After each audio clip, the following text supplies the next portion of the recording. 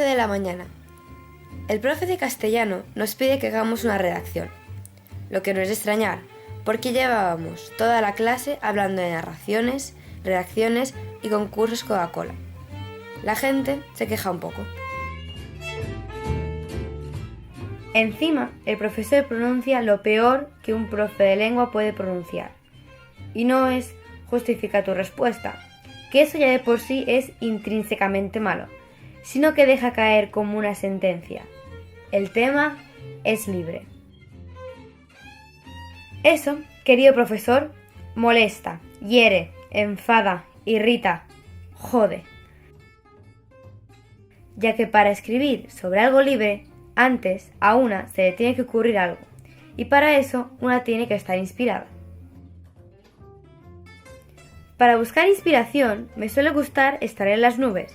Me encanta, es un sitio donde no hace ni frío ni calor, y donde te puedes encontrar algún conocido en una clase aburrida. El problema es que ese día no había muchas nubes, solo algunas dispersas que no dan para más que 2 o 3 frases sin mucho sentido. Pensé en ir a la Luna de Valencia. Cuando era pequeña iba más, pero ahora con los recortes y la crisis, alquilar una nave espacial sale carísimo, y sin ella no me daba tiempo de ir y volver en un fin de semana.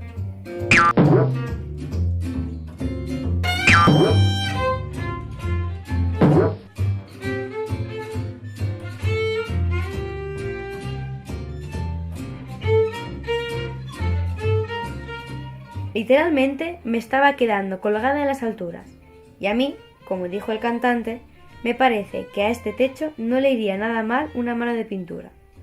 Un techo, todo hay que decirlo, bastante limpito, ni rastro de telarañas. Pobres arañas desahuciadas, aunque, por una vez que limpian, tampoco voy a ser yo la que se queje.